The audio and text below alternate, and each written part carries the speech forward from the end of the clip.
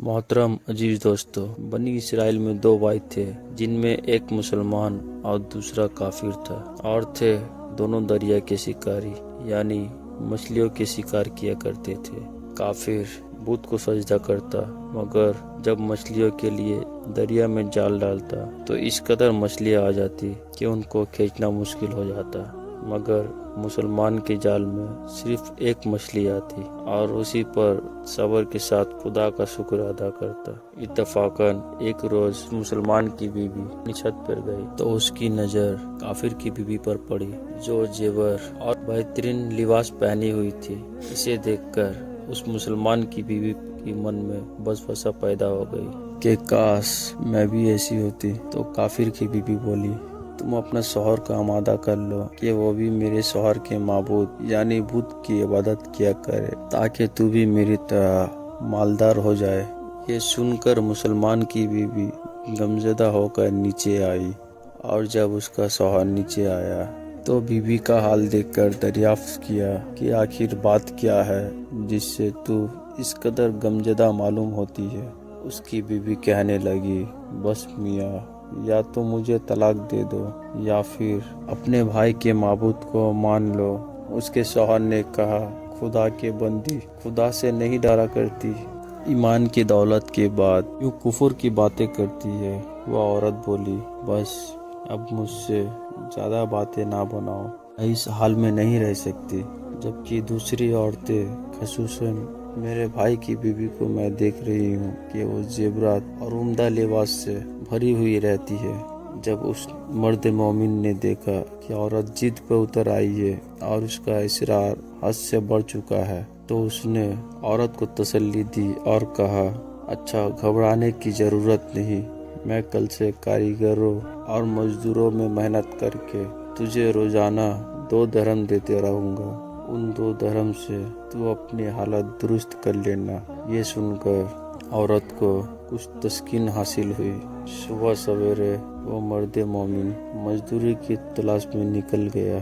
किसी ने उसकी बात ना मानी। वो फिरता रहा, शहर शहर गांव गांव के खाक छानता रहा, लेकिन किसी ने उसकी मदद नहीं की। फिर आखिर मायूस होकर वो दरिया के किनारे पहुंचा और शाम तक अल्लाह ताला की इबादत में मसरूफ रहकर रात को जब घर आया तो बीबी ने दरियाफ्त किया, मियाँ, आज तुम कहाँ थे?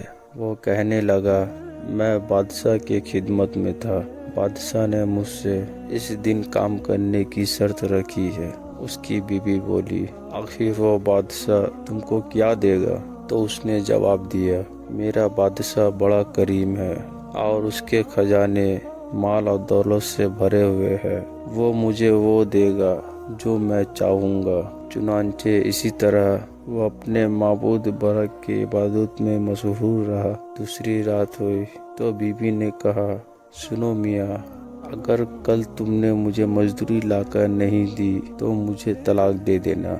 ये सुनकर उसको इस कदर परेशानी लाहक हुई और दूसरी सुबह को उसने एक यहूदी से कहा, क्या तुमने मुझे मजदूरी पे लगा लोगे? ये सुनकर यहूदी ने कहने लगा, हाँ, तुमको मजदूरी मिल जाएगी, लेकिन शर्त यह है कि मेरे पास तुम्हारे खाने पीने का कोई बंदोबस्त नहीं होगा। चुनांचे वो मर्द मोमिन रोजा की नियत करके यहूदी के साथ काम पर गया।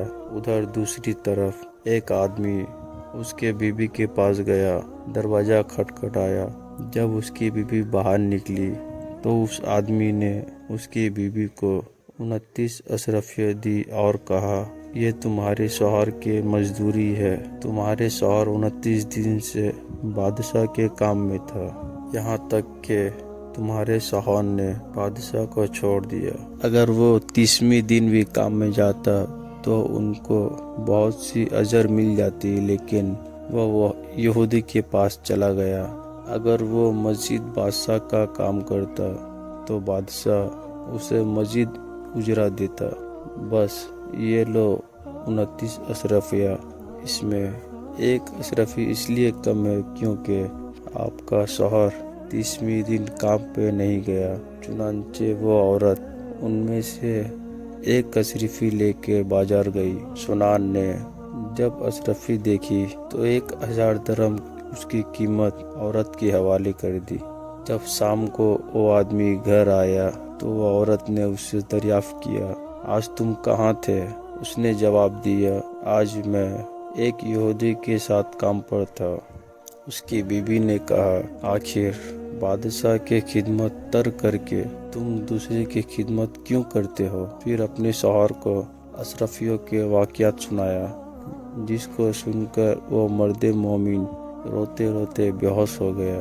جب اس کو ہوش ہوا تو بیوی سے کہنے لگا، افسوس کہ میں نے بادشاہ دو جہاں کے خدمت کا حق اپنے اوپر لازم نہ کیا۔ اس کے بعد اس آدمی نے عورت کو چھوڑ دیا اور پہاڑوں پر چلا گیا، جہاں خدا کی عبادت میں مصروف رہ کر اپنے باقی زندگی گزار دی اور اس کا انتقال ہو گیا۔ محترم عزیز دوستو، اللہ کے خزانوں میں کوئی کمی نہیں، وہ بندے کو اس کی عبادت کا صلہ ضرور دیتا ہے۔ خدا کے در پہ دیر ہے اندھیر نہیں، بس صبر کرنا چاہیے۔